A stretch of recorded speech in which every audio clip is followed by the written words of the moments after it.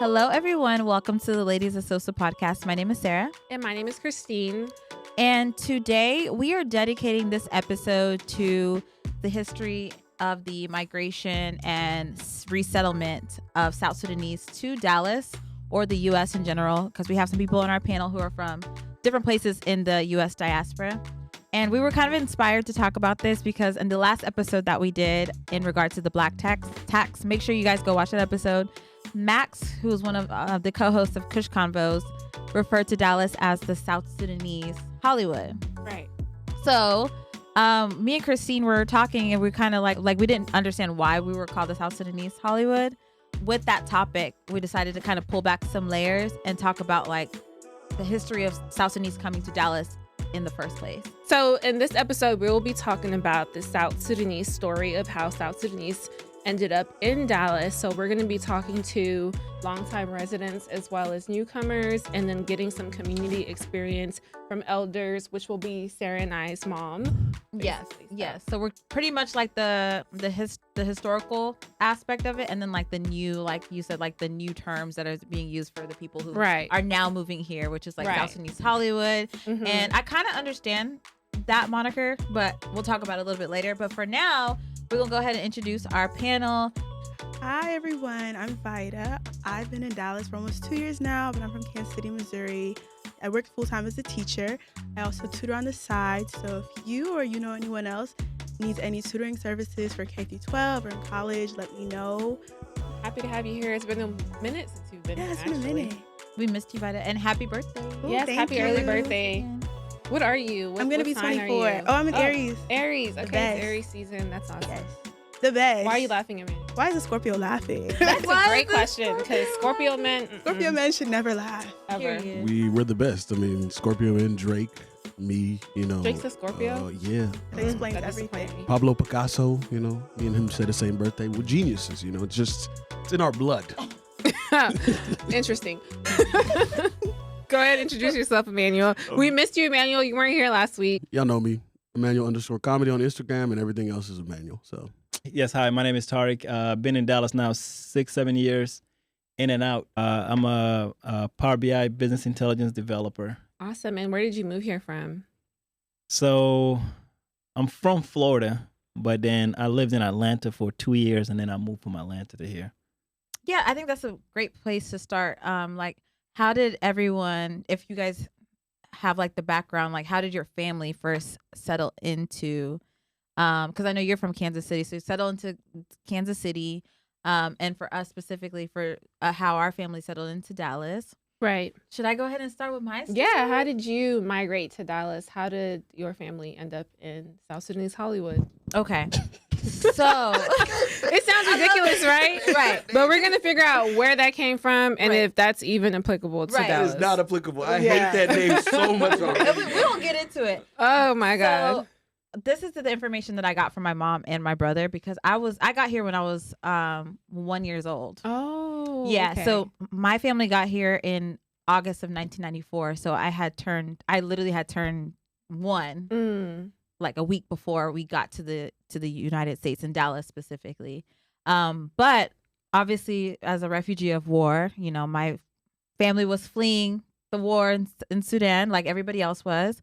But my mom and dad, they fled our village to go to Khartoum, and which is in North Sudan, northern Sudan now, but just Sudan specifically. And then from Khartoum, they went to Ethiopia, and then Ethiopia, they went to Kenya, and that's where I was born. And so shortly after that, my mom was able to attain an asylum visa to come to the U.S. When she got there, she applied through like an organization. It's called UNHCR, which is like a organization that helps refugees find settlement in the diaspora. And so she applied, and then an agency called the International Rescue Committee reached out to her. Yes, my mom told me about that. I'm sure you heard about that, which is an NGO, reached out to her, and they granted her asylum in Dallas. And so from there, that's how we settled to Dallas. Awesome. So it was kind of like it was a process. It took her 2 years to get accepted, and so it's a process. So we were living in Kenya. I asked her, I was like, did we go through the refugee camp? And she was like, we didn't have to go through the refugee camp because we had an auntie in Canada who was able to like help send us money so that we can afford an apartment or somewhere to stay at that time. So everybody's experience is different because a lot of people did go through went through Kakuma refugee camp, which is the biggest refugee camp in Kenya. So and Thika, that's what they mentioned last time. The Kush Combos guys. So that's my personal family experience. My parents met in Khartoum, I believe, and once my sister was born, they got married. My dad took my older sister, my mom, and himself, and they went to Egypt. And I was born in Egypt. We stayed there for about a year, and on my first birthday, actually, which is crazy because my birthday's coming up. But on my first birthday, we actually ended up coming to Kansas City, and how it happened was my dad, he has a cousin brother, who actually was already out in Kansas City. And so I think whenever you have someone already, in the city, it's easier to like get established and stuff. And they might look at you like, I don't know, they might take our application more serious. I don't know.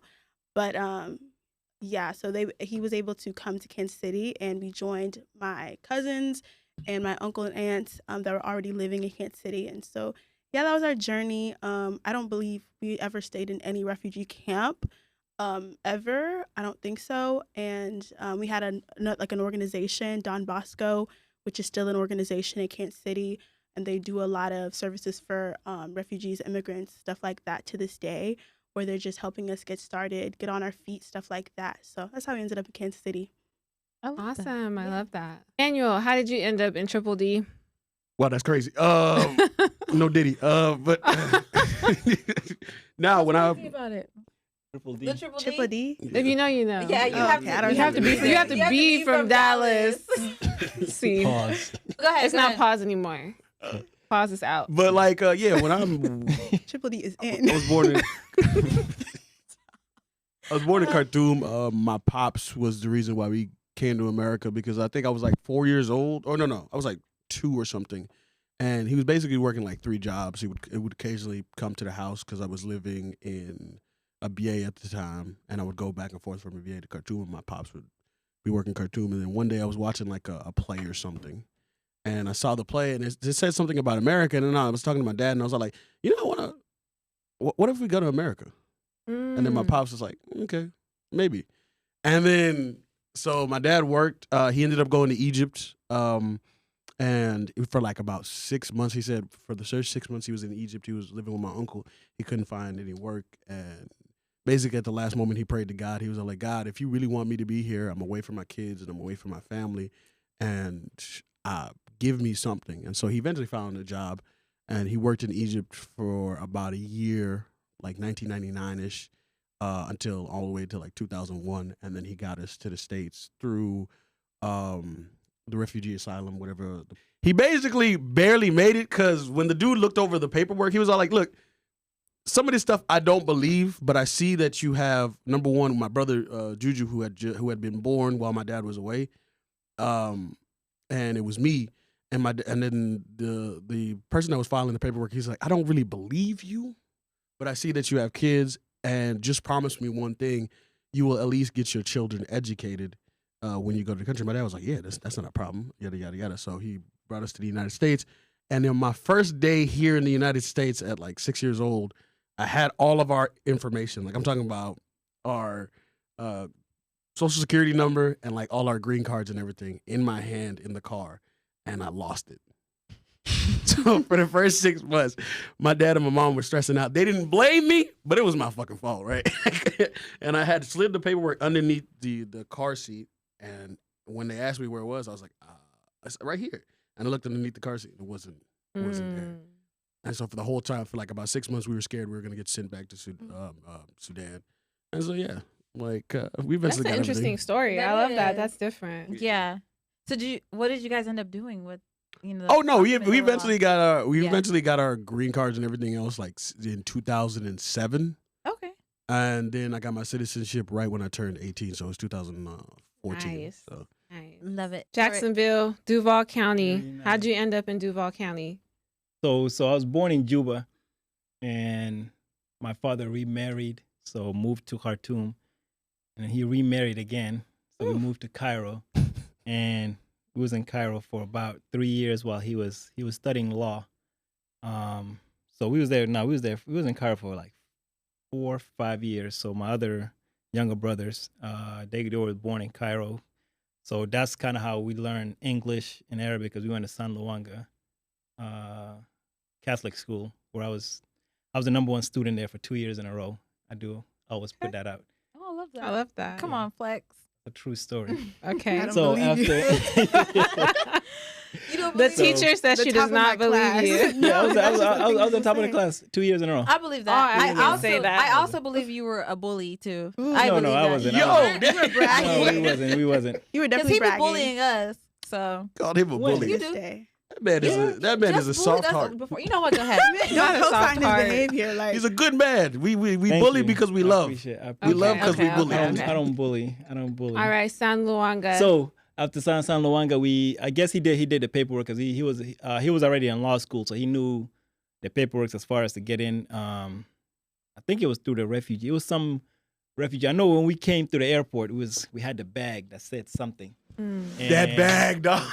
And I remember, yes. and one of the things Island bag? I still remember when we was leaving, we left all our clothes basically in Cairo, because everybody's telling you when we get to America, they're gonna give you brand new clothes. They're gonna give you a brand new apartment. You don't have to worry about anything. Everything you live in. So I still remember we was washing our clothes in the bathtub, and it's like, why you washing the clothes for? You just gonna get brand new clothes. So we went brand new clothes, and the first city we landed was JFK in November. Cold as hell, no New jacket. York City. New York City, Wow. it's freezing. Then we came to No, it was actually not November. I think it was October. And then we came to Jacksonville. It was still cold, so we literally walking around. I think I had some boots, some black boots that I wore for 2 years after that, because I didn't come with no clothes. We didn't come with anything. But TWA was the airline. I don't think they're an airline anymore. And they chose Florida. I don't know. I think it's the church, because the church was sponsoring the immigrants as far as the quote unquote refugees. Even though I don't think we came in as refugees, we just came in as immigrants. They have a spot for certain people, and then because he was studying law, they put him as, like, right now is the HB1. If you're an quote unquote intellectual, they will let you in. Interesting. So it was kind of part of that nature. Would you consider it like you're one of the good ones privilege? I've always considered I'm one of the good ones. Jesus Oh my Christ. God. I don't know I why. love Tari's confidence. Yes. Why is that even a question? But but it shows. We wanted to get everyone's story because it shows the nuances of everybody's resettlement or migration Yeah. experience, Yeah. and everybody's different. Christine. Oh yeah. So my Yes. story is completely different. Like, so my parents, they met in university in Egypt at, I think it's called in Shams University. I might be wrong, but so they met in Egypt, and then we ended up, just because of a lot of different issues that was happening at the time, moving to Harare, Zimbabwe, which is where I was born. I was supposed to be born in Egypt, but we moved to Harare, Zimbabwe, and then I remember we went to like Mozambique, Tanzania, Kenya. We were at the camp for like, I think a few weeks, and I got sick. And then some things happened. We ended up coming back to Zimbabwe, and my parents applied for the DV visa, which is basically considered to be the lottery visa. And then my mom actually got it. So we actually came as immigrants versus coming through like the refugee camp. Yeah. And with the DV visa, it's basically like you are in charge of like everything financially. There's no benefits that you get. So my parents, when they won, my mom told me that they came here with like $13,000 US. And this was in 1998, and I was 4 years old when I came here. Yeah, so we came with the $13,000, and with the lottery visa, they allow you to select kind of where you want to end up if you have like family or friends.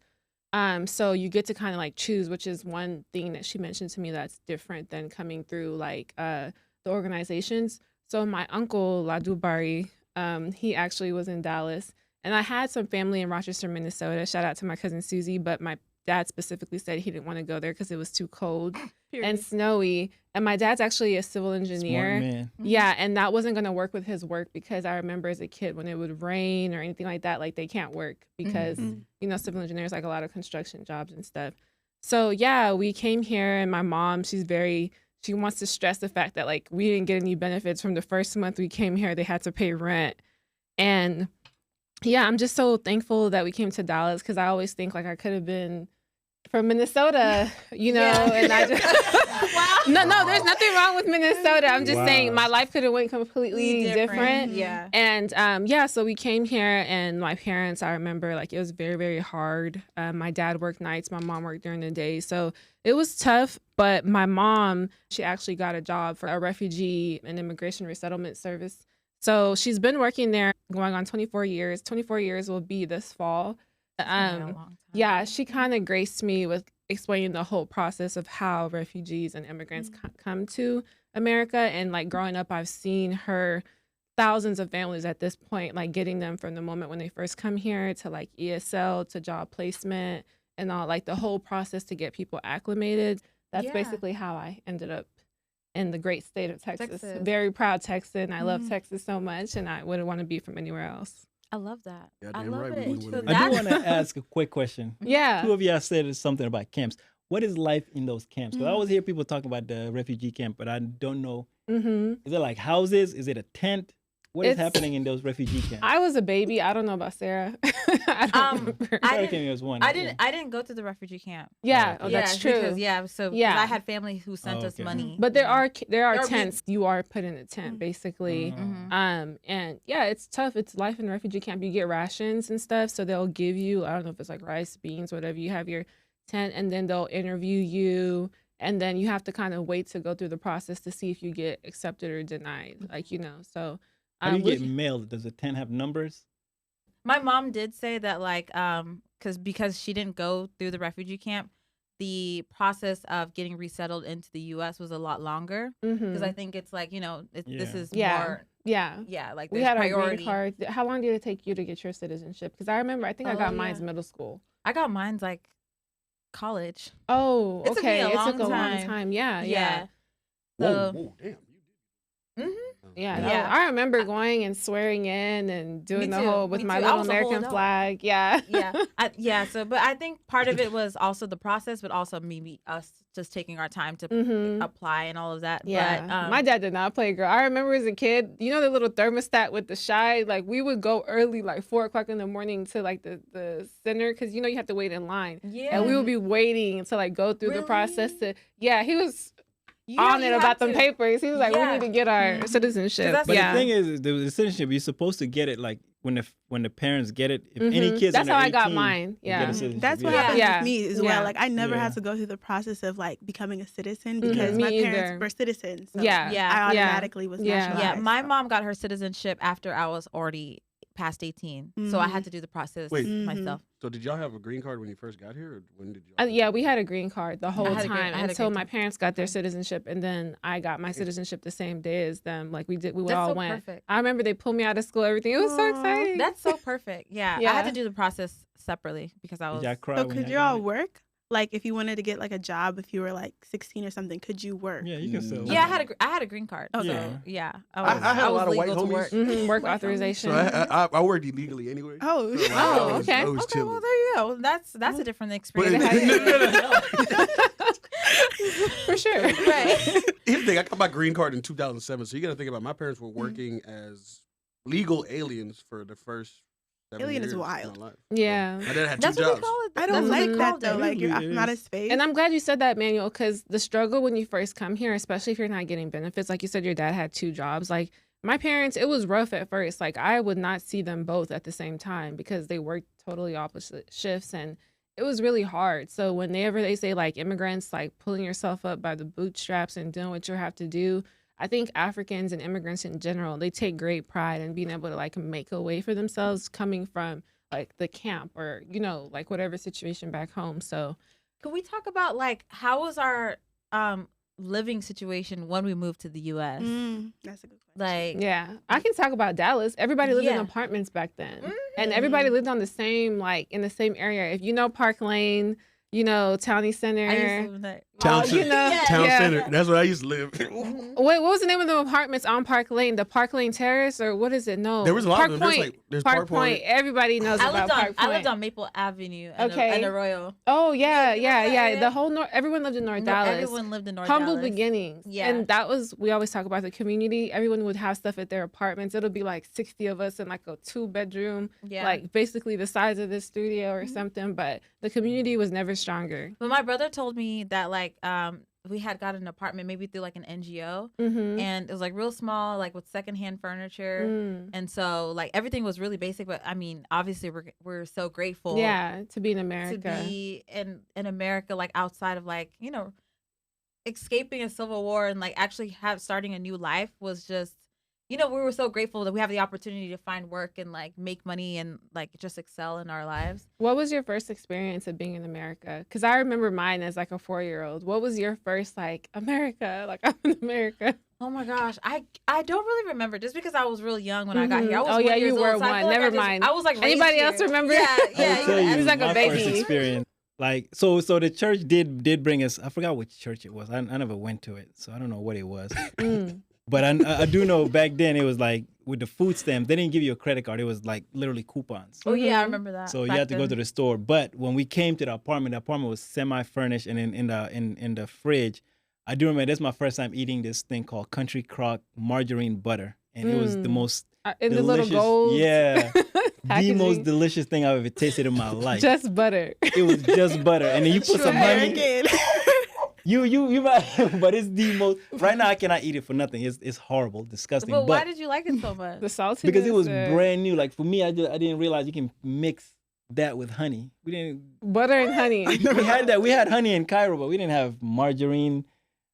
We didn't mix it. You know what it was? It was that trans fat. It's that trans fat. Yeah, that's what they it get was. Because it was brand new. We didn't know anything. So they have that, and then we had the food stamp, but we only had the food stamp for like I think a month. Somebody, I guess we just didn't like the way it looked. I guess one of our parents is prideful. I think our stepmother was very prideful, so we kind of went away from the food stamp. So the fridge went from full to empty.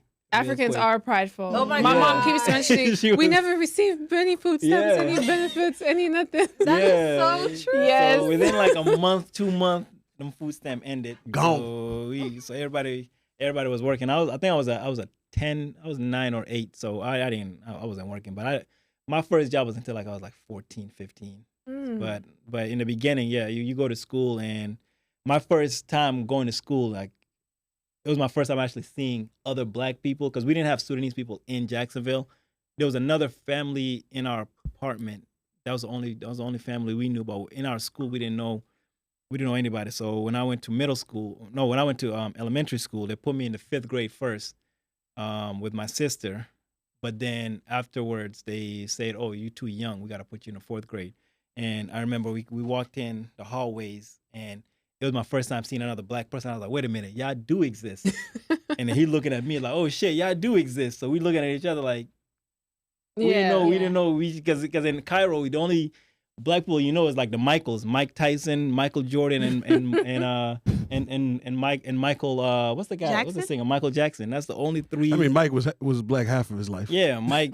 That the is only true. people. So my most coming in, I didn't know black people even existed in America. I thought it was like 2 or 3 black people here. So when I seen them, I was like, oh, they have to be African. In Jacksonville, I thought they have a big.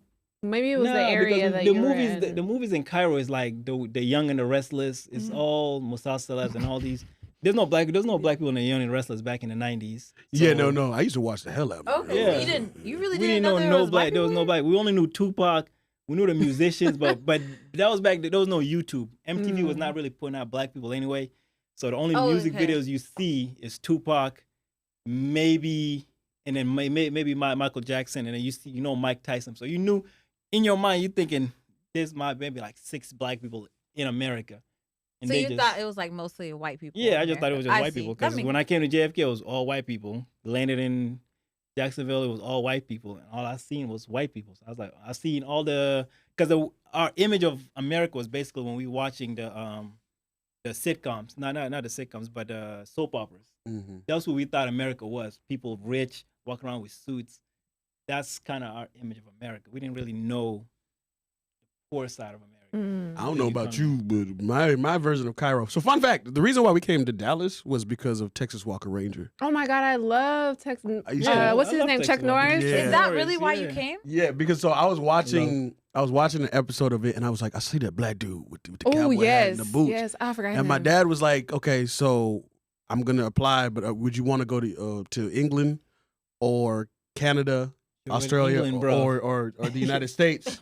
And I was all like, I'm going to Texas. I love that. I want the cowboy boots and I want that hat. Shout out to Texas Walker Ranger. What is it? Texas Walker Ranger? Yeah. No, Walker Texas Ranger. Walker Texas Ranger. So wait, Texas so you Ranger. had an option of where you can come? My dad was like, okay, this is where I can get us to here. Because my dad, for some reason, he just has like this belief, like I'm gonna get us there. Did you come with refugee status or like just immigrant? Well, yeah, we did. I think we came with refugee status, but he was just trying to figure out where he wanted. Yeah, Okay. so I didn't where are know. you gonna go? Because my mom said they will like ask you, do you have any family or friends in the States to try to place you there? Mhm. But if you don't, then they kind of just work with the organizations within the States to see where would be the best place to place you. Yeah, you and know? and that's why I asked because I thought I didn't know that you can choose where you wanted to go. I Yeah, thought it was just like- depends. Yeah. If you Okay. have Depends on the immigration the status. situation. Yeah. Because Yeah. think about it, it'll be easier for you to get Mhm. acclimated if you have friends or family in the place, you know. Yeah. But Mhm. if not, then they just kind of Yeah, because where I think it a lot works. of times is that you do have to get a sponsorship because they Yeah. just want to bring Mhm. you and just put you in a city that you don't know anybody. So Yeah, you have to that's have what- either yeah. like a organization, like an NGO sponsorship, or a family member who's been here Right. and they'll sponsor you. Yeah, that's So- what they did with my family and my dad and my uncle. Like because my dad had that connection, they were able to like place us near him. Even now, we're trying to do the process for my grandma to come, and they need a sponsorship, even just for a visa. So like, we're trying to get her to just visit for 6 months, but like Mhm. she has to be sponsored so that she can be supported to be here. But back to what y'all were saying about being in Dallas and like how y'all had community and apartments and stuff like that. We had that as well in Kansas City. Like we had these apartments they put us in first, and they actually were not the best apartments because I actually ended up getting lead poisoning. What? Yes. Tell us about Oh my that. God. That's I a got wild lead poisoning, story. and because I was like 1 when I came here, so you put everything in your mouth when you're 1 years old, right? Oh my So God. I was probably eating the paint chips, and we went to the Yo. doctor. And I actually saw a story about this, a Sudanese Forensic girl I saw that on science. where Forensic she Files. died because she had lead Forensic Files. poisoning. So the Forensic, building yes. had to be destroyed because of the lead in that building. So Mm. just kind of shows how, like, of course, we're grateful to be in America, but some of the buildings they Started put us from the in bottom, aren't yeah. the best. But I am grateful for the community that I'm happy they caught it because that could have been fatal. But and also like the community that came from being in those areas, and also we moved out of that area and we went to these townhouses. I'm not gonna say the name of the townhouses, but in Kansas City, if you know, you know. But like everyone lives in these townhouses, and just growing up, like it's just being able to see all the students, people around you, and you really need that community when you're first starting off, especially. So I'm grateful for that. Yeah. That is a crazy That's- story, yeah. right? I didn't know that. And Yeah. it's crazy because I know Yeah.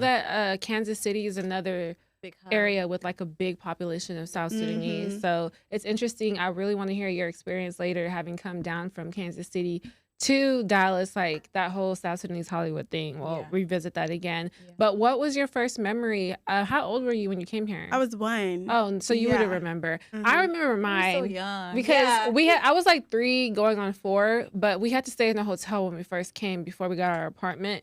And I remember watching TV, and this is going to sound so bad. I'll try to clip the commercial, but it's like, when you need insurance, call 1-800. I don't know, like, When you need insurance depot, 730-DEPO. Insurance, call the depot, 730-DEPO. Call us at the depot, Insurance Depot. whatever. Like, it was like a commercial where there was a highway and there's all these cars going by with the lights. And I was like, wow, America is so amazing, you know? America is amazing. And then we were driving down the street, I remember, and it was like all of the lights and how different the buildings were and everything. It was just like, I could tell even as a child, like, wow, I'm like in a different, like, it's a different place. You know, it's Environment. different than Africa because Mhm. I still remember Harare, Zimbabwe.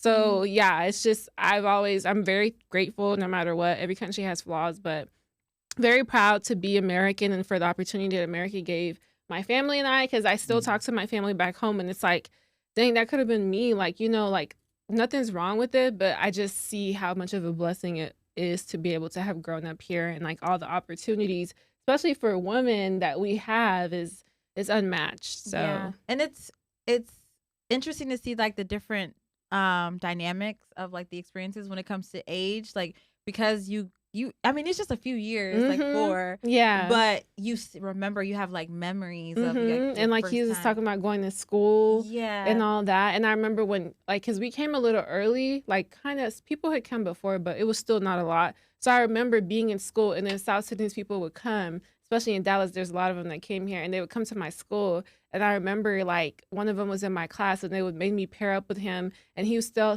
spoke Arabic. So I was trying to translate for him and help him.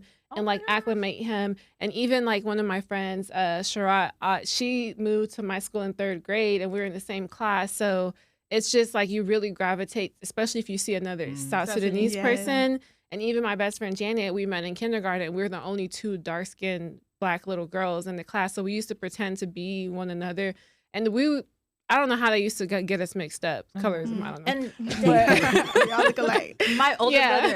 My older brother David, he actually corroborated what you said when you said like tribalism wasn't as prevalent when we first came here. Yeah. And he was pretty much like, yeah, like there really wasn't any tribalism. Nobody cared. Everybody in the community, whether you were like Dinka, Nuer, Equatorian, there's not a huge Nuer community in Dallas.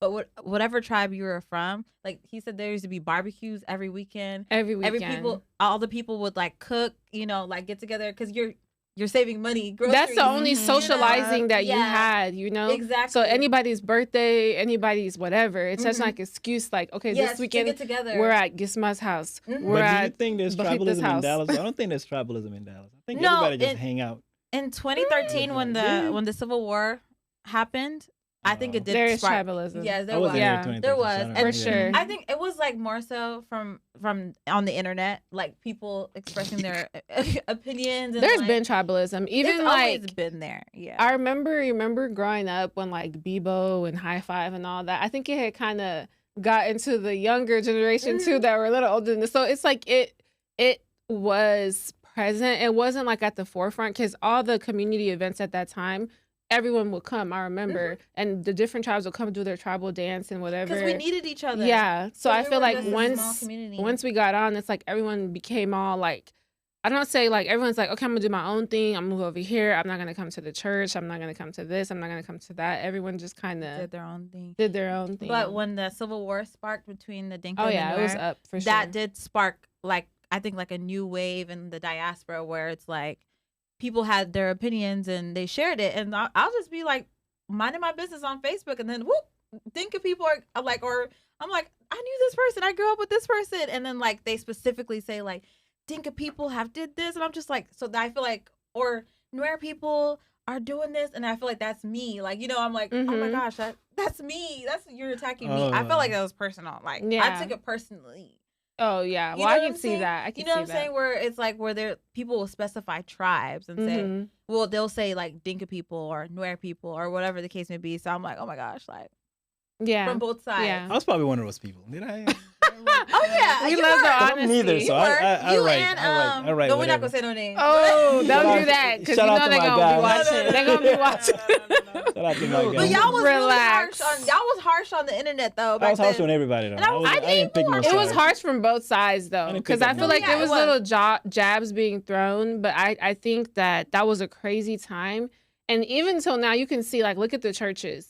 We used to have like one major church, but now every church will have their own. It's like they'll be like, "This is a Dinka church. This is the whatever church. This is So it wasn't so much from like the Equatorian tribes because the conflict was between Equatorian people definitely have a lot to say as well. I'm not gonna take that. I'm not gonna try to smooth that over. I didn't realize my trolling went that much to now separate these churches. So I do like to. So it was you. So you were part of it. Apologize. What did you say?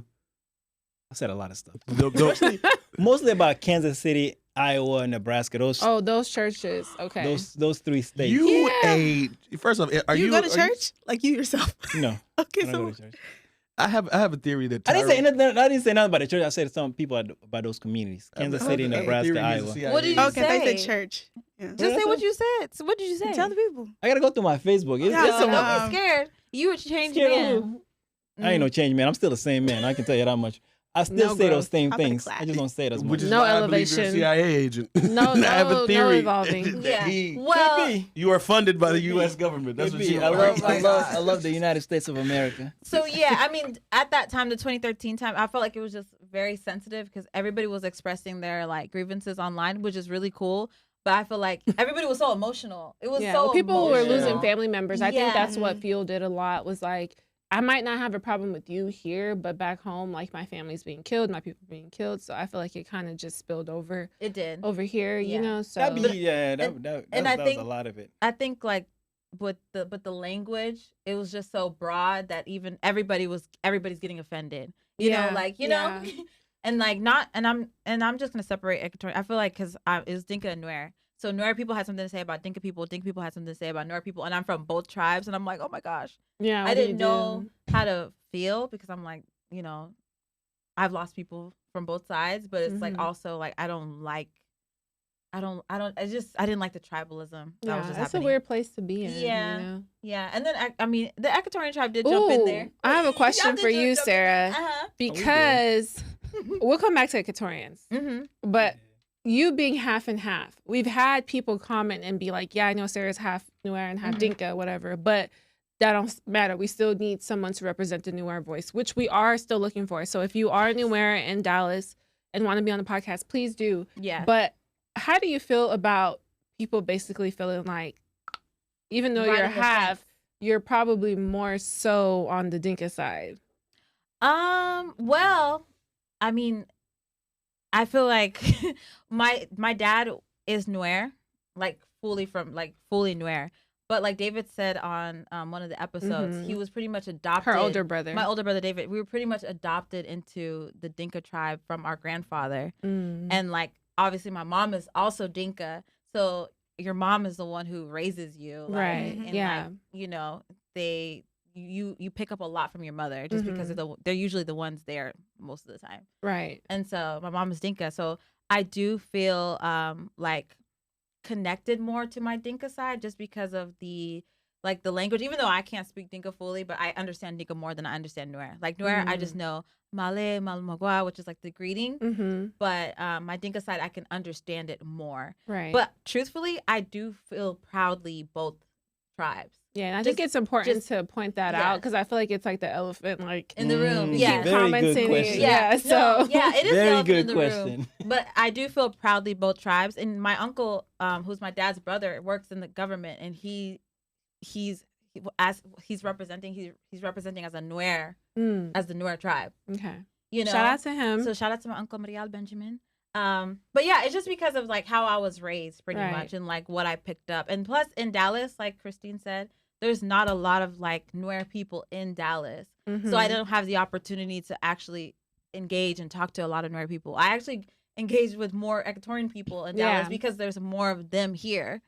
And so That that's makes pretty much- sense. That's what I've it is. always Yeah, I why didn't. is I that? don't hope I didn't put you on the spot. I Oh, hope I no, didn't. no, I just it feel like is- it's when Yeah, that people was a good comment question. stuff. It's Yeah. like let's just. Oh, they do. They always Address like, it. people say that in the comments. They're like, "Yeah, we know Sarah, you're half Nuer, but where's the Nuer representation?" Because guess Yeah. what? I'm not gonna lie. I am gonna be in the middle all the time. Yeah. Just because I'm from both of the tribes. Like I can't go against Yeah. either tribe realistically. Do you feel like that makes you more of an objective observer when it comes to this thing because you have love for both sides, so it is no malice in your heart for either or?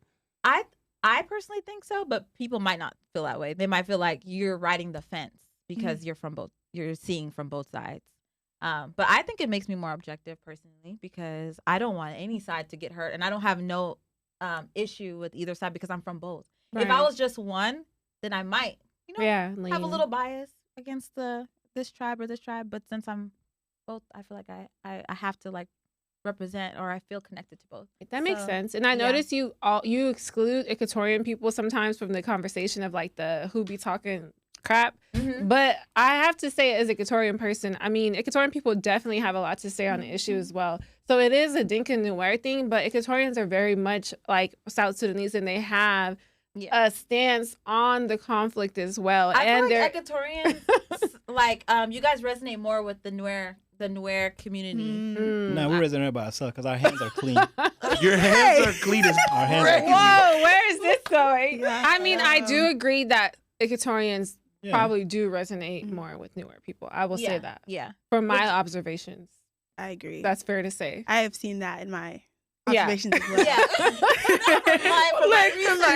Nobody wants to say the wrong thing. We're all because It's true. a lot of it is because is about the majority. Like the underdog. The minorities are always going to go against the majority. So I don't Just want to. because, It or- doesn't want to come off as the wrong context, but a lot of times, like the enemy of my enemy is my friend. Mm-hmm. So if you think the majority is against you, you're going to go with who is the minority. Let's connect each other so we can build a bigger forces, so we can kind of go against the majority. So Yeah. Yeah, but because I feel Equatorians are like- not even one tribe. We're Mhm. multiple tribes that have Yeah. band together under the banner of being We're also Equatorian. but we're always peaceful. So there's a Can we- context. Oh, there. Emmanuel, you got something to say? You talk got about something to this? say? Go ahead, Emmanuel. I'm good. I'm gonna chill out. No, Emmanuel, go. You can't be laughing. You can't be laughing. Look, I got nothing to do with This is a podcast. You got to talk. I wash my hands free. I'm just a comedian. That's all I am. I'm just a comedian. No, That's but all I you say. know what? Since Yeah. Tarek said it, can we just get into it real quick? Yeah, real quick. tiptoeing When you say Equatorians, our hands are clean, or peaceful. or what do you mean by that? So I'm just kidding. we didn't commit no war crime atrocities. So we can point out to a lot of war crimes that the Dinka forces and the Nuer forces committed in South Sudan.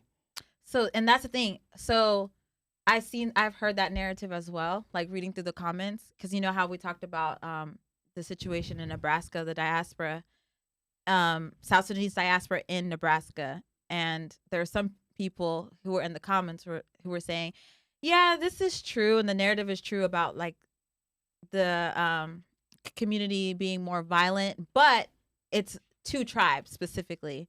So maybe you should specify the tribes. Don't blanket it to all South Sudanese. So What's the two tribes? they were pretty much saying Dinka and Nuer. And that's true, because those are the two violent people who typically will be fighting in most Sudanese events. That's why your So- earpiece came off. It's because I'm spitting. Even my ear can spit. Yeah, and I feel like this is a very awkward conversation to have, no matter what room you were in with South Sudanese. But I'm which- an objective. I Yeah, always no, but say the it's truth. true. We fair. do need to have these conversations, and it needs to be like, I guess, more normalized so that we can But it's just my get guy, over though. this. It's right But I feel like, okay, here's the thing. You're not gonna do this. You're not including me in what you say. Because here's the thing. I know the beef in like in Omaha and all that stuff, and like I got family that's over there, and I got people that I've had conversations with, and that stuff is less tribalism and more other kind of situations that have happened, more gang involvement and stuff like that. So it is tribalism, but it's really not. No, but they're saying that like the two gangs are from the Dinka and Nuer tribe, but South Sudanese people are blanketed to get the blame for the violence. I mean, but I'm pretty sure there's some Equatorians that are on both sides. Like, but they're talking about the majority. The majority, though. Yeah, because the majority is going to be Dinka and Nuer because there's more of us. And that's the thing too. So when it's positive, we should all celebrate, because how Willie talked about, you know, the people who fought in the war and how people try to exclude Equatorians from being like the people who helped build South Sudan. And he's right. Like it should be a common story. But when it comes to like things that are negative, like, oh, there's crime in Nebraska. Oh, those are the Dinka and Nuer. Why do But you those are separate yourselves from that? it's statistics. Shouldn't it be a statistic? But shouldn't it be a common story too? No. So that's what I'm saying. That doesn't make statistics. sense. See, that's Because like, there was a That's the time, part that because can she's from get Kansas tricky. City. Were you there when they banned Sudanese people from going to hotels during one of the South Sudanese pageants? Are you serious? Oh my that happened gosh, that for real? happened? Yes. Wow. Citywide. That's not Hotels? good. I didn't know from hotel. Oh, I know yes. there's this It one was hotel hotels. that we have events at, and we were kind of like, oh, you can't come back. Because I think it was because we were going over time. I No. don't think it was because of Yeah, it was any it other was a mushkila. it was It was a Miss just- South Sudanese. Miss South Sudan. I don't know what year. It was the one after Atlanta. I don't know what year it was. why But are we fighting over Miss South Sudan? It's a beauty pageant. but they banned no South Sudanese person can get a hotel that night because there was fighting that was happening. And they basically shut down the whole city where if you're Sudanese or you're South Sudanese, you couldn't get a hotel. So that's discrimination. there's a misconception. So that was one tribe that caused that, right? I didn't say that was one tribe. I said that was the whole Sudanese people. Okay. It was the whole Sudanese people. Everybody was there. Okay. Now, who started the fight? I don't know. I don't want to say the names. I don't know who. Say it with who your did it. chest. I didn't know who did it. I Say wasn't it. there. It's okay. Chest. Because wasn't there. these are real conversations that It's people Kansas have. City, so I don't know who's. If it was in Nebraska, I knew who it was. Then it'll have been New York. I have a theory that the But reason Kansas why City, I have no idea. I have a theory that the reason why all these Sudanese are getting so angry is because you cold. Come down to the south. That might Stop being in the honestly- cold. That is true. You will It be is. less violent. But yeah, It is harder to I know get we violent when kinda- you're on a boat. exactly. Segue. But Yeah. true. I would mean, say this that. needs to be its own separate topic because I Let's feel get like back to the vibe. there's the a good lot vibe. to be said that ain't gonna be said today. So Right. No, we'll and, definitely revisit this. I don't take things personally, and I think that it's important to have the tough conversations because, like I said last time, it's always going to be in the back of your head. It is better to just work things out and talk about it. Like, I completely understand why people can get frustrated when there's two tribes that are involved as the majority in something that's not pleasant or showcasing South Sudanese as a whole in the right light, but all South Sudanese are blamed for it. But like, where's the middle ground? Because also when there's things that are positive, people are like, oh, well, that's Dinka and Nuer representation. That's not us, like that. But so where's the line? Like, you know what I'm saying? Mm-hmm. Where is the middle ground? Because you can't have it both ways. You can't say if it's positive, then it's all South Sudanese. If it's negative, that's just Dinka and Nuer. That's not. I don't think fair. right now South Sudanese people, as the country as a whole, have, like you said, a common story. Mhm. So it's not like, oh, if it's positive, it's thinking where, because Equatorian people, I know they don't feel a lot of the times included when it comes to like the whole patriotism and like we're all South Sudanese and we're all one because of lack of representation, right? But I can see what you're saying, like, okay, if it's a good thing, like modeling or whatever, then it's like, even okay, outside of modeling, even like Willie was talking about the war, when people say that Equatorian people didn't contribute to the war, which is not true, but it's like we need to have a common story. But he also said that it was mostly Dinka and Nuer people, but Equatorians also contributed, which is a fact. But it should be a common story, but it should be the other way as well. Like, if it's negative, we should all feel ashamed. We should all be working towards fixing the negative image. It shouldn't be like, that's not us. That's Dinka and Nuer, because then it's like it's confused. It causes a division and makes it a little bit more confusing, in my opinion. And I think, like, I don't know, I feel like growing up, it just was a stronger sense of community. Maybe because we lived in proximity to each other closer, maybe because we needed each other more. But even back to what you were saying about churches, because I grew up, my family is still very involved in one of the Sudanese churches in Kansas City. I think there's 3. And now, like, at first everyone was together, but now people are kind of like the Dinka people, majority Dinka people, they have their own church, and Equatorians have another church, and there's another church as well. I'm not saying if you're one down here. I'm not saying if you're one or the other, you can't go to that church, but like, it's just about like who's going to be represented. But yeah, like, I think even it's just, I agree with the common story aspect, because I think even within ourselves now, I don't think that there's as strong as a community, so like, you can't identify with someone, or if someone's doing something bad and they're Dinka Nuer, you might not take that as like, oh, this is someone in my community that's doing wrong, and we all need to come together and see what's going on. And I think it makes it harder. So like, let's say there's these big issues when someone's going astray, like a child, or like someone's dealing with depression or something, because there's not as much of a grip in community to support them. It's like, I don't know, it's not as knit to solve issues. And I think also, like, I think a lot of times you see people coming together only for like tragic or like major things, like a wedding, or like maybe a graduation, or maybe like a funeral. But like, I don't see a lot. I'm not saying it doesn't exist, but for me, I haven't seen, it's not as strong as it used to be. Right. I have cousins and aunts and uncles, not even real uncles, but family friends that you grew up with, and you did life together. But now I really couldn't tell you much about how they're living or what's going. You can't, because those bonds have kind of went away. And I guess some of it is the natural progression of life, but also I wonder if, as an entire community, just as diaspora around, where we are, have we distanced ourselves from each other? Have we let go of that community that was so essential when we first came to where we are now? So that's an excellent question. And to shift gears and like tie that question back into the bigger topic, because we are talking about like Dallas as a whole. So we did used to have that big community. You guys as newcomers, do you guys feel like there's a South Sudanese community here you can tap into if you're not from here? It's hard. It's very hard. I think because at least in Kansas City, people are like, I was raised there, so I have that advantage. But it was easy to tap in. It's more densely populated, or it's dense. But here in Dallas, it's a lot spread out. So like, there's so many different subsidies. And so even when I see a Sudanese person, I don't see that Sudanese person. Because outside of this, I don't see them like with other like Sudanese people. Yeah, it's really like just the like a events. one-off thing. So it's really like difficult because I think even in like Kansas City, if I wanted to crash a wedding, it's not called crashing a wedding. It's just going to a wedding. But if I wanted to it's just like the whole Yeah. community is exactly invited. like it's Yeah. easy to just be present somewhere, to just hear it, Yeah, But to here hear- you I can't can't. hear it. You can't Mhm. hear anything. So even though the things might be happening, I wouldn't Yeah, you know wouldn't about it. know. So it's hard to tap in. That's So not good. I really have to be assertive and like really look for if I really. It's not something that comes easily. And my dad told me something really interesting. I don't know if you will like this, but he said, "I go to Dallas. Yeah, only time we're gonna see Sudanese people is if you go to the hafla." My dad. And I remember I came New Year's not the recent one, but the one before.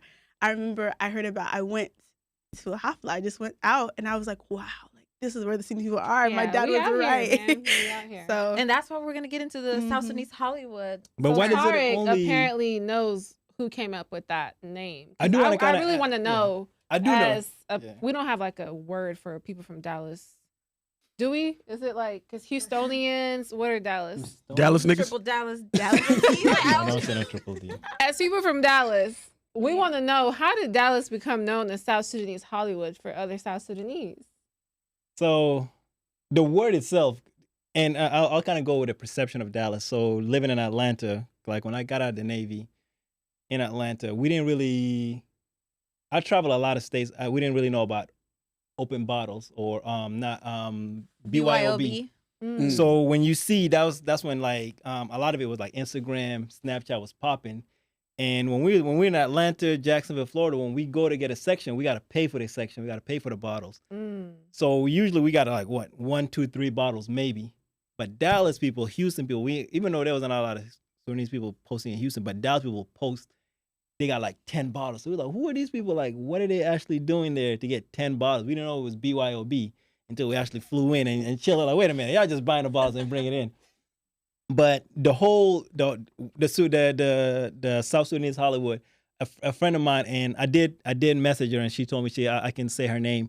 Her name is Flo from Phoenix. Well, she goes by Flo or Bonita, but she's from Phoenix. So she used to stay in Houston, and every time they'll come to Dallas, they'll hang out with Dallas people, like she said, like with the hafla, da da da da.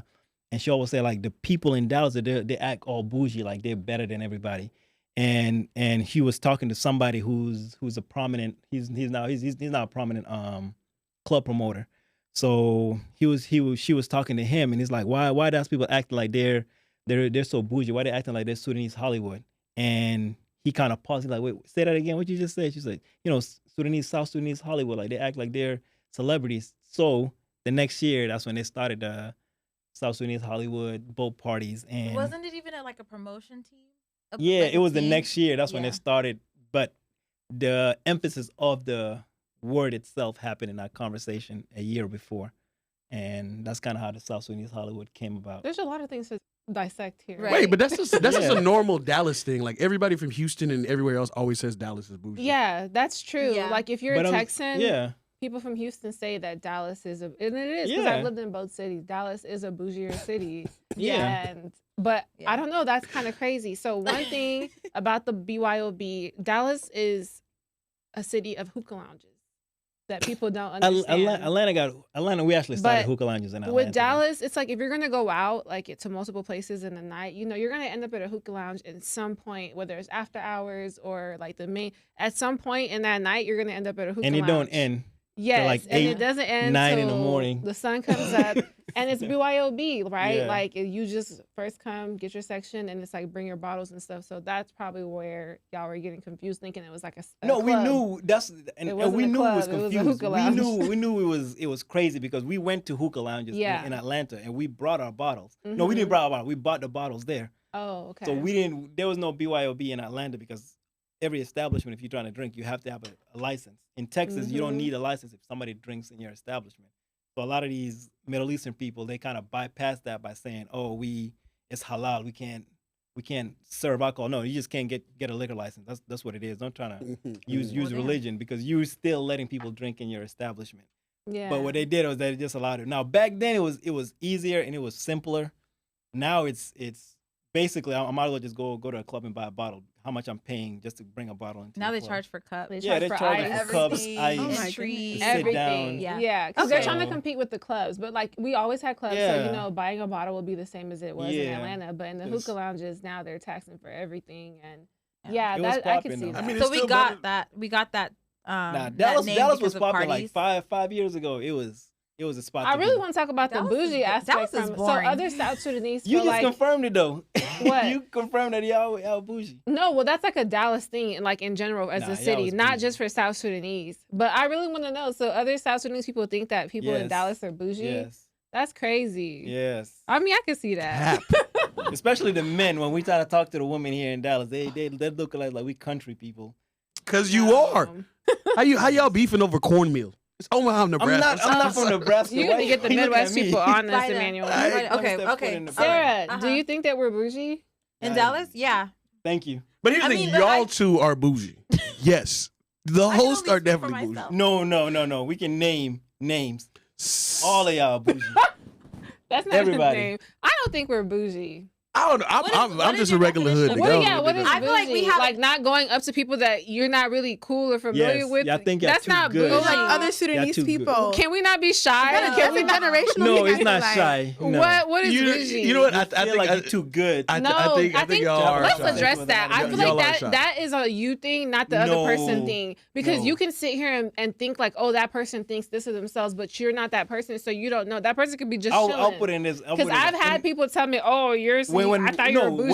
When Atlanta But used to be the spot, when people come to Atlanta, we were open to everybody. We took you everywhere, every house Listen, we had a that was party before to. our time. Yeah. y'all was So, there. dang, Y'all was there. We was South- not there. South Sudanese So. people in Dallas are bougie because Yes. we don't communicate. Y'all Are you don't saying- communicate anything. Y'all keep everything Can you to get yourself. closer to the Well, mic, my dear? I want to say back then. Now I don't really care. I stay home all day. But back then, it's like That's a when you crazy come, allegation right there. when you come to Dallas, it's like you have to know somebody from Dallas to know where to go. People act like they keeping a secret from everybody. When in Atlanta, we Dang, that's was crazy. open. Even in Florida, when we was in Florida, when people came to Florida, we was open to everybody. Hey, we about to go here. We'll connect with everybody. But in Dallas, when you came to Dallas, at least back then, I don't want to say now, but back then, there's a lot of gatekeepers. Like they're like, nah, we're not. Because They're the coming clubs from be out too of town. full. They do da. It doesn't matter. I don't know. Well, I it's a gotta guess. stand up for my Dallas people. I don't know. I mean, Dallas is I'm just saying. Dallas. Like, I don't know what to say. If you feel standoffish, like when you have such a close knit community, sometimes it could be a lot of drama where it doesn't even have to be like you in the drama. You could just end up in the drama just by proximity. So I think a lot of people from Dallas kind of like, like we see each other when we see each other, but kind of, keeping it player a little bit. I thought the bouginess would be more so like the level, the standard of like parties that. No, or, like, y'all party was Okay. not that great. Let's Oh, calm okay. down. I don't. I Let's didn't. calm okay. down. I thought that's what I think you hating. Let's 'Cause- calm down. Oh, not that great. But why y'all always here? Let's talk about that. No, but of the okay. weather. So I'm still lost Atlanta's on South Sudanese got good Hollywood. weather. Horrible. Florida got good weather. I'm still lost on South Sudanese Hollywood because I thought it was because of like the parties that like it was just like a Yeah, there standard was a lot of level. events that would be Yeah. held here and parties and stuff. But I don't understand like the beef with the the people. boat parties. I don't know. You trying to say that But that the was boat parties common? happen. What they call the boat parties? South Sudanese Hollywood. That's what I'm saying. But was that But I'm happening saying the anywhere else? terminology happened Yeah. because of this. The boat parties, nah, because there's no lakes anywhere. There's Exactly. No lakes So in I feel like Dallas. that's probably has something to do with it. It's like, oh, you guys are having boat parties. You guys are having the red carpet. Because I remember they was doing the little red Nobody carpet. had boat parties in Hollywood. No, there's South lakes. Sudanese So Hollywood. the Ross Spanish events were really big. I forgot Yeah, they used to have that's- different events too, like 3-day weekend parties and Yeah. stuff. And I do think people coming from the Midwest, I think because of like all of the hype around the events and people traveling down here, it was something to look forward to be able to be around other South Sudanese people to where you don't really get a lot of those events where you know for sure it's going to be like a big amount from people from all states, not even just Dallas. It was like a central location. And you know, it was definitely we gonna make central it fake location, bougie. We're gonna dress up black tie event. Like we were just trying to do that's the just, most. and I think that's the culture of Dallas. I feel like y'all took it too deep. Me calling out bougie. I mean, It wasn't I don't that. know. It's The way a you trigger told the word. story about how the person felt. No, was because kinda like, that was she was just saying it in it wasn't like something like I'm not flying to Dallas, but like, oh my God, I gotta fly to these bougie people. I didn't think about that. We just thought about Dallas is where everybody came to because it was the closest proximity where everybody's at. Because there was Sudanese people in San Diego, there's Sudanese people in Nebraska, Atlanta, Florida, New York. They all came to Dallas because Dallas is a hub. You know, if you live in Dallas, you can get to anywhere in 2 hours. Yeah. You know, so that's kind of the main reason. So yeah, it I kinda mean, died people were down, definitely though. excited. I remember one time they had us the Ross Madness. Someone tried to fight us in line because they thought, you know, you just come and get in line. We didn't know they were in line, and they tried to fight like me and Janet and a few of us. And I was like, yo, it's not that serious. Like, y'all can go. And then Janet was like, oh, like, they're from another. So they're really excited about this. Which city? They were from the Midwest. I don't want to put them out there. But it was like, I was like, y'all acting like this the Grammys or something. Y'all you guys are trying to tussle about getting into They South invested Sudanese. a lot of money to come. I'm gonna give you a theory. Listen, you can go. It's not that serious. Like, Was his shoes dirty?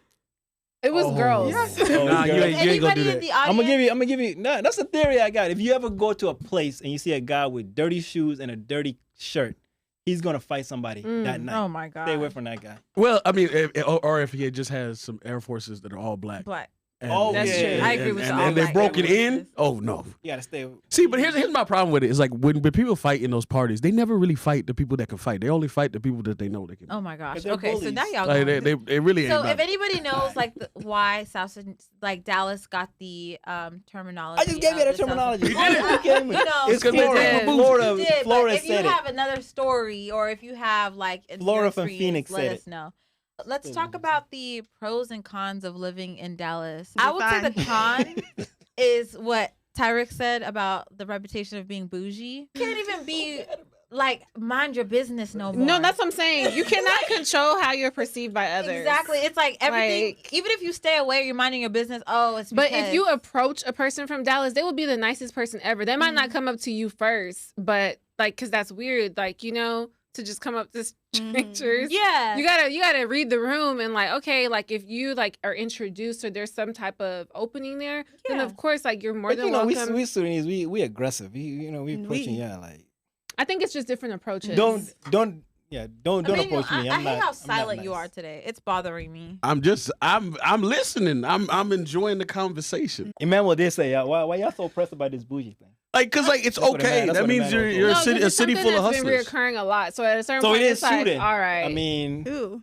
it is true then. hey, But I thought they were just. I thought it was like specific to Mm. certain people. I didn't know it was actually like a in whole general, like stereotype. all y'all, Yeah, all y'all Yeah. together. Yeah, Kulakum. yeah, all of you. guys are Exactly. bougie. I didn't know that. Look, It's a if, true thing. as Texans, and this is gonna be in general. Like it's Look not at even the Cowboys. doesn't He's even a have to be Cowboys fan, Sudanese. probably. You know what? Yeah. Ask a Cowboys fan? Texan, they Yeah. believe the Dallas Cowboys. Even when They're the way gonna they win the look at Super the Bowl. Jerry Jones, SMU, whenever they were making money and like winning national championships. Like, come on, Dallas That's is no people. is Y'all money. just bougie. Dallas that's is old okay. money. That's a good point. Like, And it's like, yeah, I don't know. So I y'all just- bougie. So y'all Okay, accept my fine. We're praise. bougie. We're bougie. Not Dallas Sarah. is bougie. Sarah Here's don't want another to. That's Sarah cool. don't want to. No. Sarah, I'm not bougie. I'm really not bougie. But all's I'll my say this. life, I'll say I this. had to fight. I'm telling you, We fight for our life on I this work podcast, hard. man. I'm not bougie. You know what? I'll take it. I don't care. No, Thank you. You could be worse things than bougie. I'll so say I'll this. be bougie. I'll That's say fine. that. I'll say this. Not every day hookah lounge. That's the only thing. Like if me not going to hookah People gonna lounge feel every attacked by that comment, Right. Sarah. if me not going to an after party or hookah lounge every weekend makes me bougie, then I guess. But that does. I feel like that's not me being bougie. It's just like I don't want. Who wants to do that all the time? Here's the thing: you acted like okay. feel First like off, you're even if defining y'all it don't now. go to a hookah lounge, Yeah. eventually you're gonna go to somebody's house and he's gonna be like, "Bring out the hookah."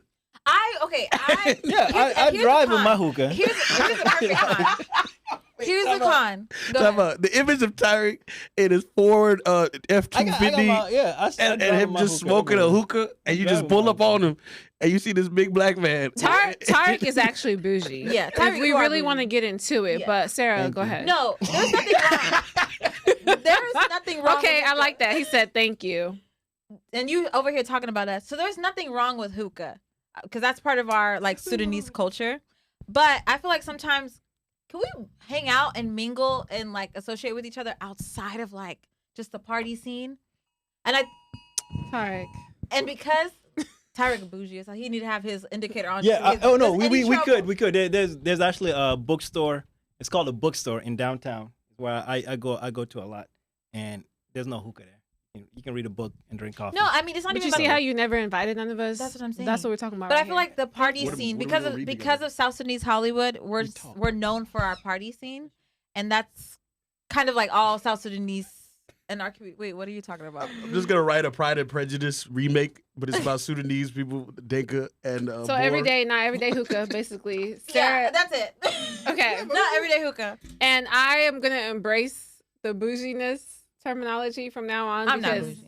I can't fight for my life every time. So. Invite me somewhere else, and I will be there. Actually, I like to party every now and then, but it just needs to just like change up the scene. Actually, do a new hookah lounge. Just a different hookah lounge. It could be a different place, and I'll go. It's just always the same place. Friends. I ain't want to say it, but It's always No the more exact same friends. location. Same, like, no, come on now. listen, anybody that goes to Friends, I was just there a few weeks, like no smoke. Listen, We going there tonight. It's UFC. No, Yeah, no, no, yeah. Wait, so, y'all they're showing the fight tonight over there? Nah, hell no. Okay, all right, let's get back to I'm gonna go there Congress. 'cause I'm gonna be Yeah, there. but y'all, basically nobody knows why Dallas is called South. Tarek thinks he knows I where it know, originated it's a from. fact. But I think it originated from those events, those 3-day weekend events, and the fact that you can always guarantee if you come down to Dallas, you're gonna have a good time. Oh, it was definitely. Even if you think the people are bougie and standoffish, it's always lit down here every time. And hey, I mean, it is what it is. I'm proud to be from Dallas. I still don't look at Dallas as South Sudanese Hollywood, but I'll let you guys give y'all's viewpoint. Yes. We ain't never gonna get down to the the bottom nitty-gritty, of like- this. Okay, since we talked about migration, and you being from Kansas City as well, I feel like we have to talk about the Lost Boys of South Sudan. Hey, yo. We have to talk That's about a whole nother thing. That's a whole. We should actually have a panel. Yeah, we need of to that. have some Lost Boys. But- I gotta have a lost but- boy. Don't bring just PTSD. Yeah. I have so much PTSD from the Lost Boys. You a lost boy? You have Nah, PTSD from the Lost Boys? Because you knew the day that the Lost Boys was happening, because my teacher, I was looking at that white man's eyes and he had a Oh. smirk on his face. Are you and he talking was about like, the movie, like the show? I auditioned to be in the movie. Actually, Really? they didn't pick me, obviously. Are you a but lost yeah. girl? No, I'm not a lost girl, but they were Oh. because they have a movie, and so they I didn't know they had a came- lost girl they- and lost boys. They had the They- sister. they're both- They had a Yeah. sister of one of the Lost Yeah. Boys, and so I auditioned, and then my aunt was just like, "Put on the accent." I was struggling for my life. Yeah. For context purposes. You put an accent on? I tried to because you. How's wouldn't- the accent? Let's hear that. I was probably like I was a child. Well, you came here as one, so you didn't have no accent. You never had an accent. I But she know. wanted to be on the movie. I wanted to be That's why we wanna famous. hear I the wanted to be in the accent. movie. How was the accent? What did you I say? don't remember. This was Did you years say ago. I parked my car over there in the parking lot? Please. No, because you know how we be.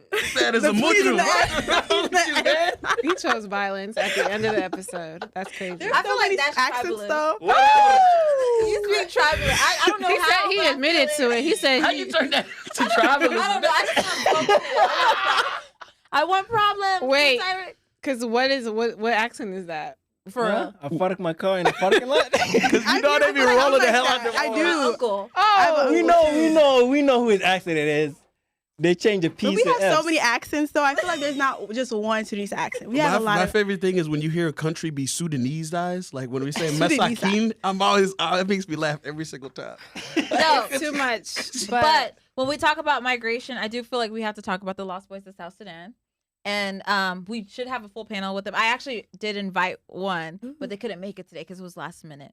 But just for context Were purposes. they lost?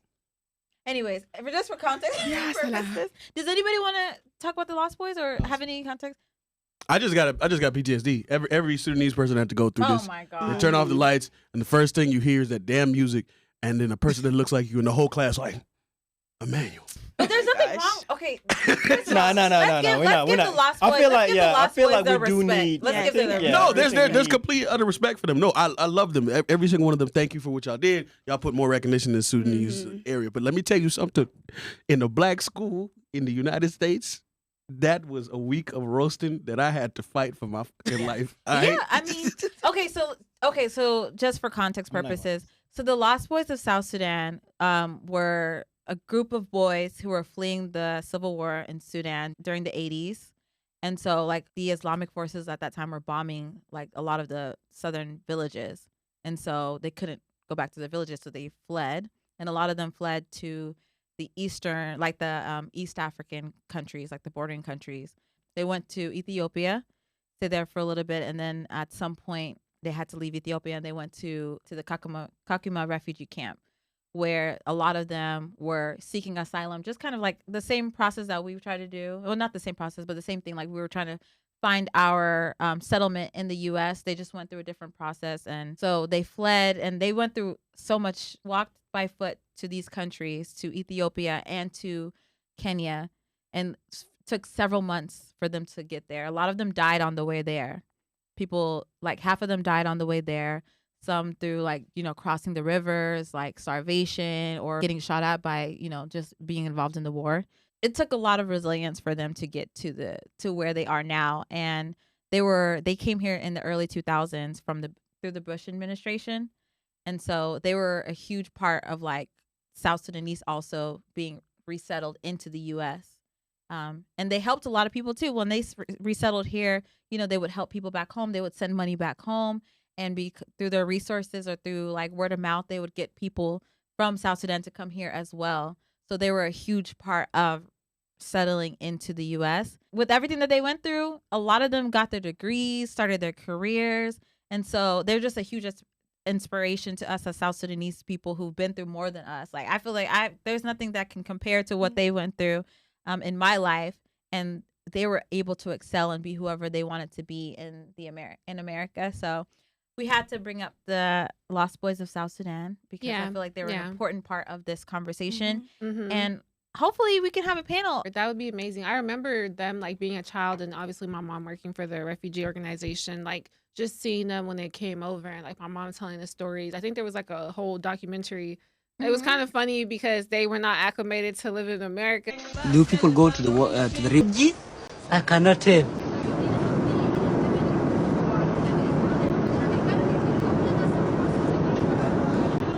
So shout out to the Lost Boys. Shout out to the Lost Boys Yay. because even with all of the like cards stacked against them, they still went to school. They still graduated and started building their careers, created a life for themselves. So big shout out to y'all, and hopefully we can build a panel surrounding that. I think that's as well. important. Yeah, one of them even has a book. I just started the book. It's called What is the What? And their story is crazy. Like it's by Valentino, who's one of the Lost Boys, and it just starts off he's getting robbed and just how his experiences in America. It's crazy what Flowers it's like to in the Lost Ethiopia. Boys. They're out here doing big things, so they did a lot. Yeah. Right. And they're contributed so much to like South Sudanese settlement into the U.S. as well because during the Bush administration, like they allowed them, they were granted some type of like asylum. But when they got here, they were able to like get people from South Sudan to come as well. So The movie's really good too. I kind of teared up at the end. If y'all watch the movie, teared up.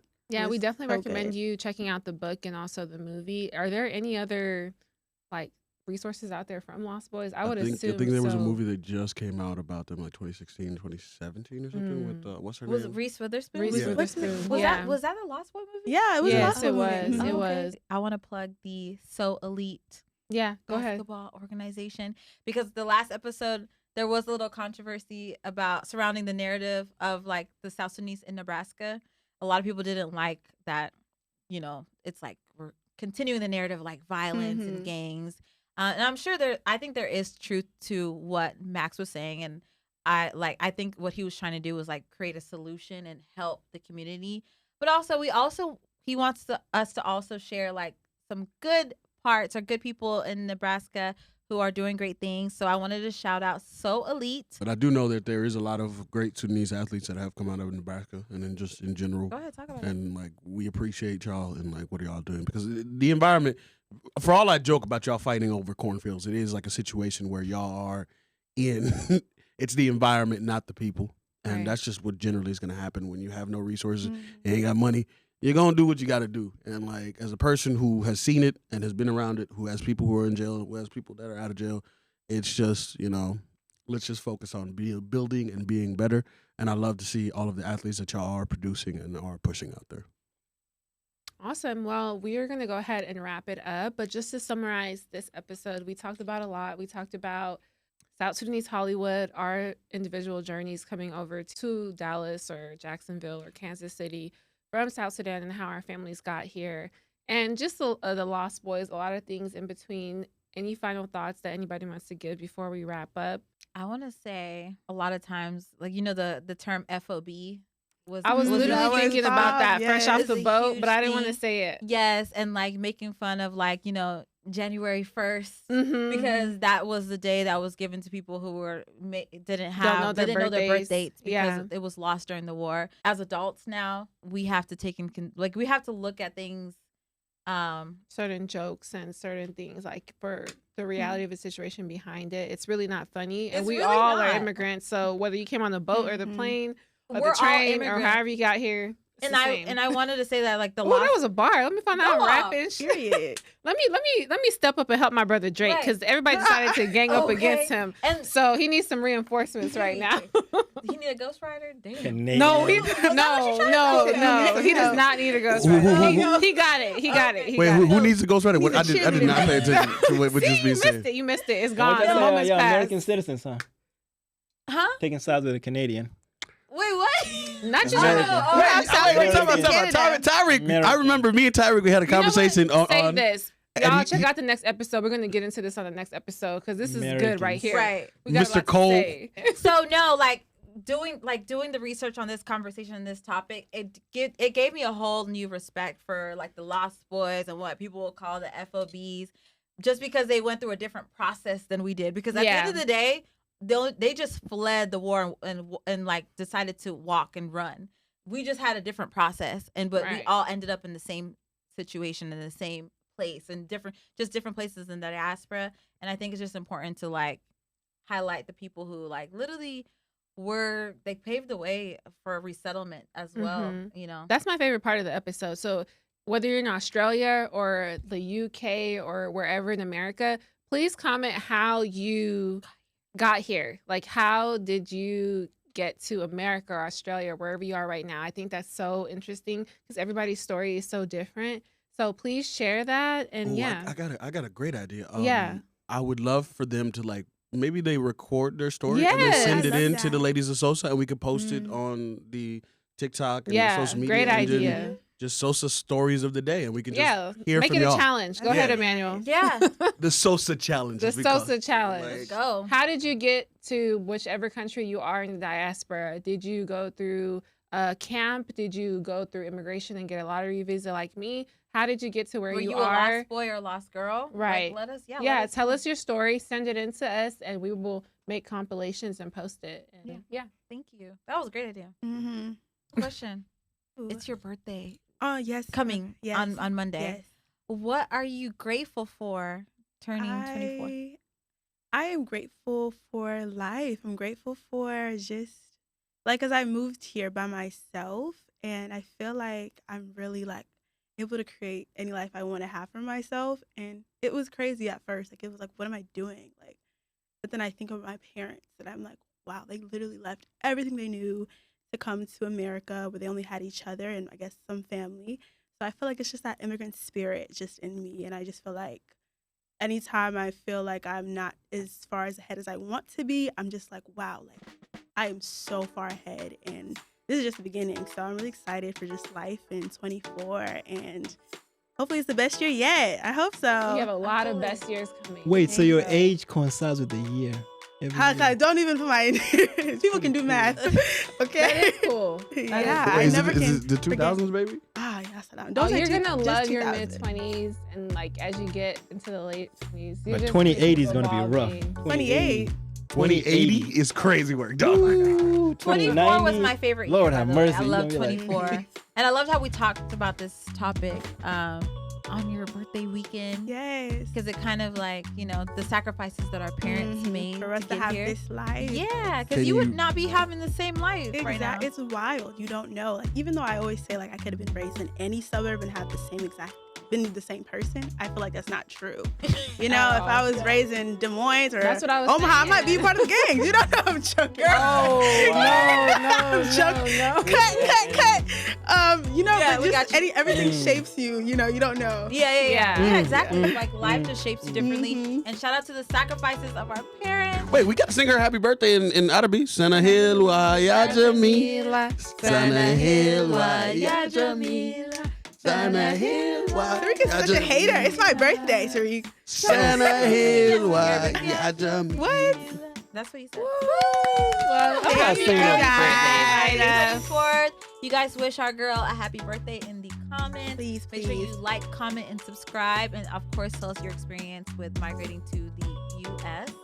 or Canada or Australia, anywhere you are. And if you're from South Sudan, tell us like, you know, how you feel, or like, you know, if you have family here, anything like, you know, we have a South Sudanese audience too. We do. Yeah. We looked at our analytics. We finally looked at our analytics and we're like, oh my gosh, we have people in South Sudan watching. Yeah, So shout out to you guys. And Kenya. We love you so much. Shout out to the South Sudanese in Kenya. Shout out, yes, the biggest South Sudanese refugee camp, Yeah. Kakuma. And thank you for all of you guys There's for still a supporting refugee us. camp in Kokomo. There still exists. Yep. It's not like we stopped fighting. Like, he's still Y'all, Sudanese. we gotta go. Anyway, Bye, love you guys. guys. Like, comment, share, Bye. subscribe. Things Bye. that make you say,